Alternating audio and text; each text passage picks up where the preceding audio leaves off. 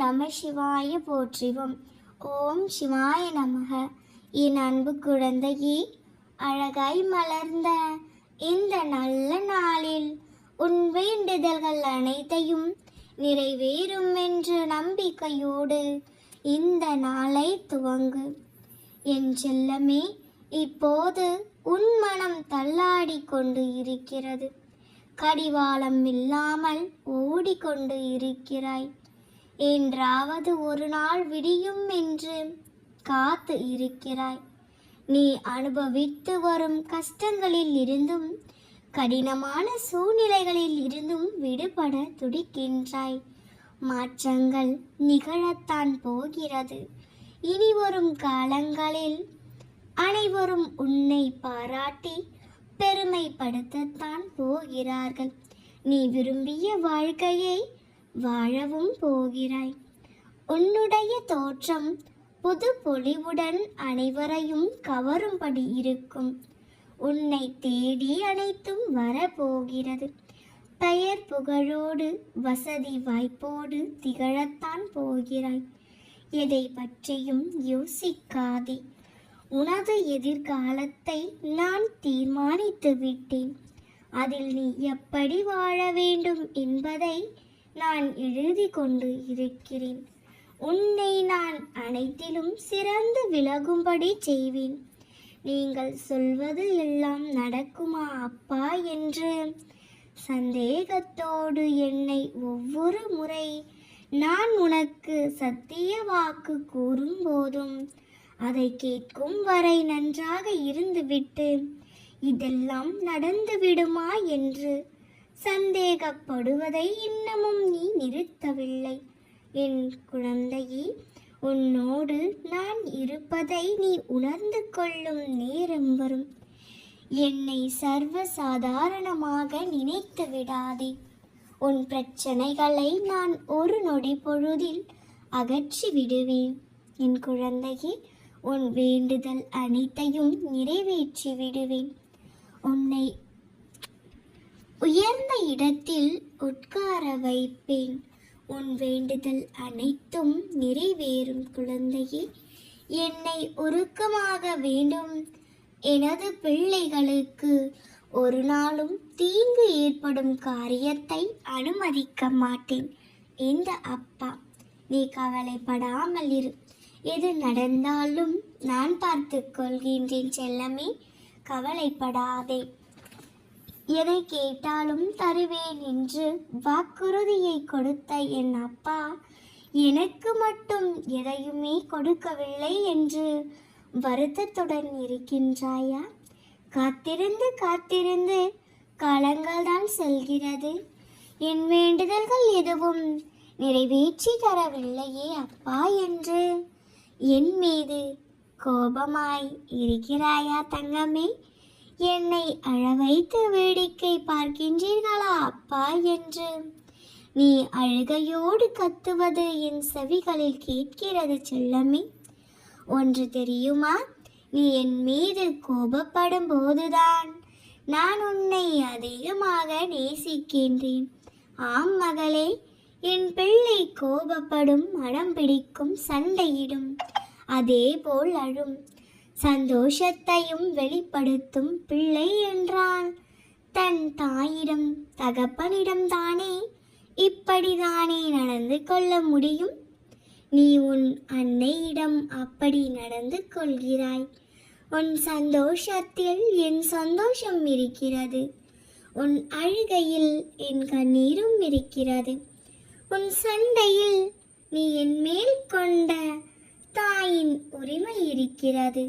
நீ அடம் பிடிக்கும் போது உனக்கான பக்குவத்தையும் நல்லது கெட்டதையும் தெரிய வைக்க வேண்டும் என்பது உன் கோபத்தில் உன்னை அமைதியாக்கி உன்னை நல்வழிப்படுத்துவதும் உன் அப்பாவின் பொறுப்பு மகளே. இதற்கு மேல் உன்னை கோபப்படுத்த மாட்டேன். உன்மேல் நானும் கோபப்பட மாட்டேன். அதை தாண்டி உன்மேல் என் கோபம் இருந்தால் நிச்சயம் அது உன்னை நல்வழியில் மாற்றவே என்பதற்கு பொருந்தும். ஒன்றை அறிவாயா? தாங்க முடியாத கஷ்டத்தை என் குழந்தைகளுக்கு நான் ஒருபோதும் தருவதில்லை. தன் மகனோ மகளோ கண்ணீரும் கம்பளியுமாய் நிற்கும் போது, நிற்கதியாக அழும்போது, எந்த தாயாவது தகப்பனாவது மகிழ்ச்சி அடைவார்களா? உன்னோடு உன்னுள் நானும் இருக்கும்போது உன் கஷ்டங்களைக் கண்டும் காணாமல் போவேனா? தைரியமாக இரு செல்லம்மே, எதையும் தாங்கிப்பார், வாழ்ந்து விடலாம். உன் அப்பா உனக்கு முன்னும் பின்னும் எப்பொழுதும் பயணித்து கொண்டே இருக்கிறேன். ஏமாற்றங்கள், விரக்தி, கஷ்டங்கள், சிக்கல்கள் என்று எழுந்து வர முடியாமல் தவழ்ந்து கொண்டு இருக்கிறாய். கவலை கொள்ளாதே. இருளில் இருந்துதானே உதயம் பிறக்கும். அதுபோலத்தான் கஷ்டங்களில் இருந்துதான் உன் ஒளிமயமான எதிர்காலம் கூடிய விரைவில் உதிக்கப் போகிறது. ஒவ்வொரு வினாடியும் நான் உன்னுடனே இருக்கிறேன். நீ தனியாக நடப்பதாக நினைக்கிறாயா? உன் பாதை என்னால் வடிவமைக்கப்பட்டது. அதில் நீ தைரியமாக பயணம் செய்யலாம். வீழ்ந்திட மாட்டாய். உனக்கு துணையாக எப்பொழுதும் அப்பா நான் வருவேன் உன்னோடு. உன் பின்னாலே வந்து கொண்டு இருக்கின்றேன். நம்பிக்கை வைத்தாய், துரோகிக்கப்பட்டாய். அன்பு வைத்தாய், ஏமாற்றப்பட்டாய். இதற்கு மேல் என் பிரச்சனைகளை தாங்குவதற்கு என் உடலும் மனதிலும் சக்தி இல்லை. தயவு செய்து என் மீது கருணை காட்டுங்கள் அப்பா. என் வாழ்க்கையில் நிம்மதி தாருங்கள் அப்பா என்று நீ என்னிடம் வேண்டுவதை நான் கேட்காமல் இல்லை. நான் கேட்டுக்கொண்டுதான் இருக்கிறேன். ஒன்றை நினைவில் வைத்துக்கொள். உன் துயரங்கள் எதுவும் நிரந்தரமில்லை. எதுவரை போகின்றதோ போகட்டும். உனக்கு துணையாக நான் இருக்கிறேன். மனம் தளராதே. அனைத்தும் ஒரு நாள் முடிவுக்கு வந்தே தீரும். நிச்சயம் வரும். உன்னை வாழ வைக்கவே நான் உன்னை என்னை தேடி வரவழைத்தேன். அப்பாவை நம்பு. இன்று உன் வேண்டுதல்கள் யாவும் நிறைவேறும். நம்பிக்கையோடு இரு குழந்தையே. என்னிடம் அடைக்கலம் தேடி வந்தவர்களை நிவாரணம் பெறவில்லை என்பது இறந்த காலம். நிகழ்காலம், எதிர்காலம் எனும் முக்காலத்திலும் நடக்காத ஒரு விஷயம். உன் மனதில் இருக்கும் காரியம் நிச்சயம் கைகூடும். உன் நம்பிக்கை ஒருபோதும் வீணாகாது தங்கமே. உன் கனவுகள் நிச்சயம் பலிக்கும்.